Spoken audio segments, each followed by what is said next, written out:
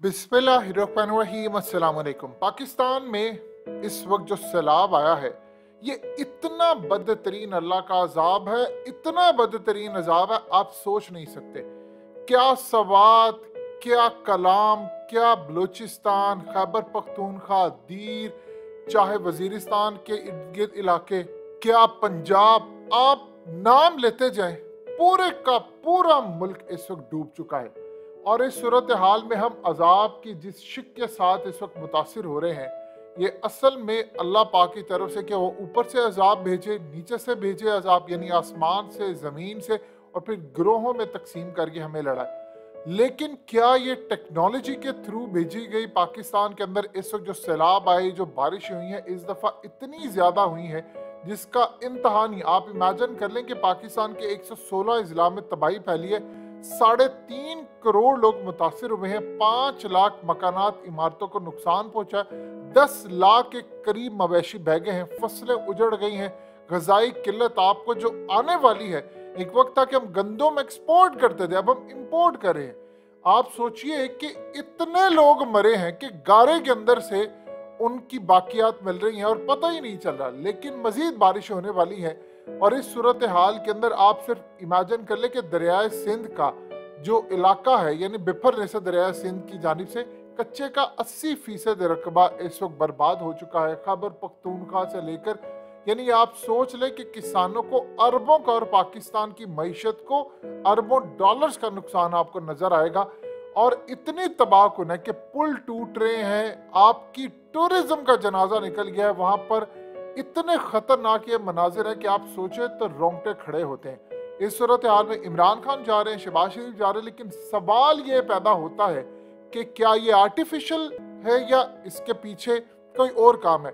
आप सिर्फ इमेजिन कर लें कि इतनी बारिशें एक्सपेक्टेड ही नहीं थी। आप जरा देखिए मौसम को कैसे कंट्रोल किया जा रहा है। निकोला टेस्ला ने कहा था कि एक वक्त आएगा कि इंसान मौसम की प्रेडिक्शन नहीं करेगा, वो कंट्रोल कर लेगा पूरे का पूरा मौसम। और वो मिशियो काको के अल्फाज आप याद रखिए जिसमें उसने कहा था, और ये बात उसने पूरी दुनिया के सामने साइंटिस्ट ने कही थी। उसने कहा कि वियतनाम की जंग के अंदर अमरीकियों ने, उनके जो मुखालिफ फौजी थे वियतनामी, उन पर CIA ने ऐसा काम किया था कि उसने उन पर बारिश बरसाई थी और उनके खिलाफ लड़े थे। सोचिए 60s में अगर एक काम उन्होंने किया है तो उन्होंने इस पर रिसर्च, इस पर अबूर हासिल करने के लिए 30-40 साल पहले कम से कम मेहनत की होगी, और 20-30 साल पहले उन्होंने इस पर काबू पा लिया होगा। तो 60 की दहाई में ये काम है, तो इमेजिन कर ले अब क्या सूरत हाल है।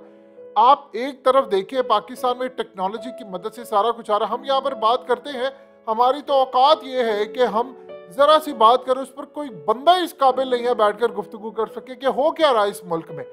आप ये देखिए कि हीट वेव आई है तो मौसम जो है वो इतना कंट्रोल किया जा रहा है कि आपका जो फल है वो वक्त से पहले ही पक गया था।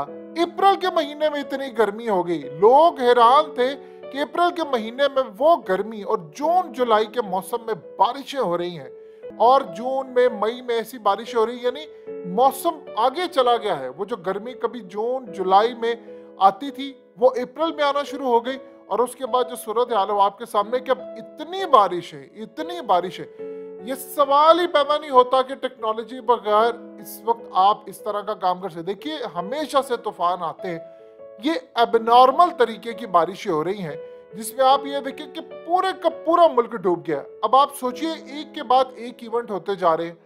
आपने इस मुल्क के अंदर बहरान पैदा किया, एक तख्ता उल्टा हुकूमत का, इमरान खान का।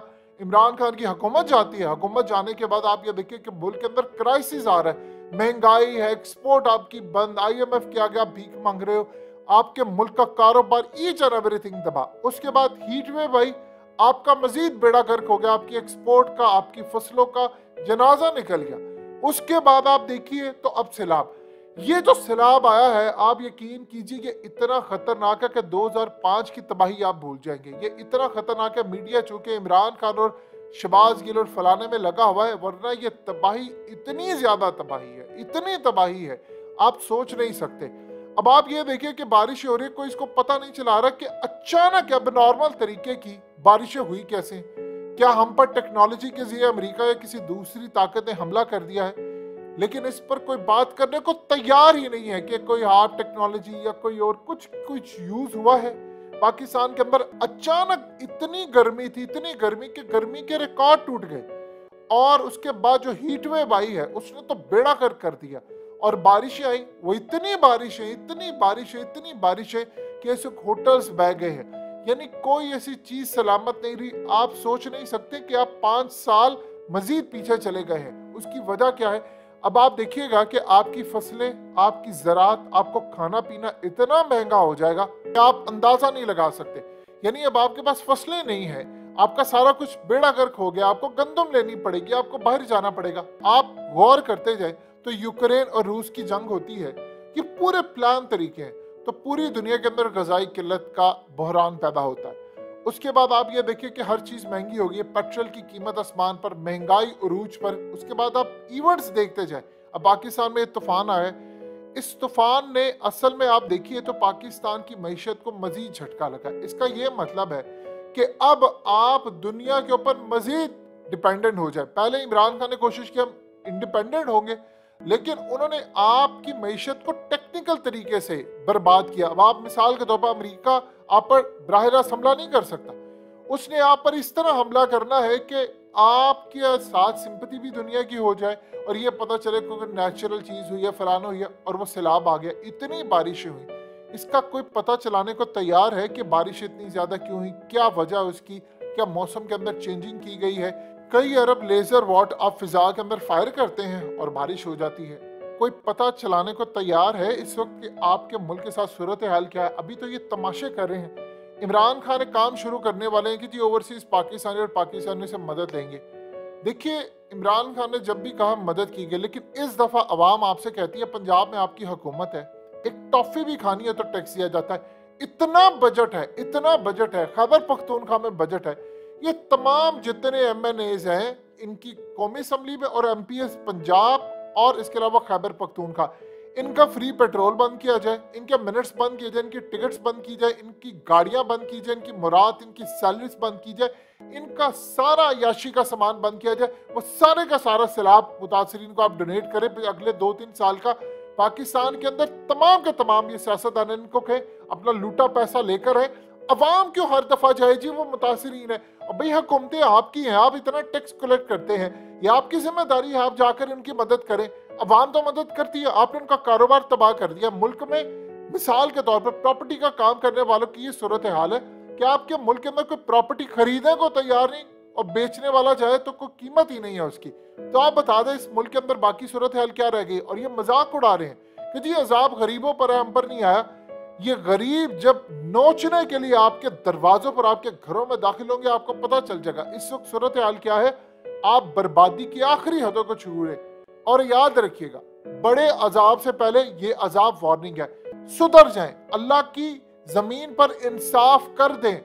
अमीर और गरीब और ताकतवर और कमजोर के लिए अलग इंसाफ करें। तो नबी पाक सल्लल्लाहु अलैहि वसल्लम की हदीस याद रखें कि जो कौमें करती हैं बर्बाद होती हैं। इसका मतलब है कि आपने वो किया, अब आपकी बर्बादी होने वाली।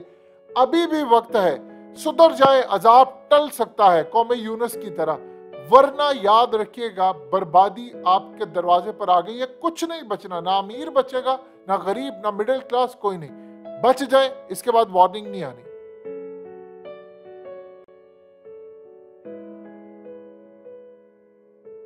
हकीकत टीवी को सब्सक्राइब करना मत भूलें, वीडियो को लाइक करें, शेयर करें और कमेंट सेक्शन में अपनी राय का इजहार ज़रूर करें।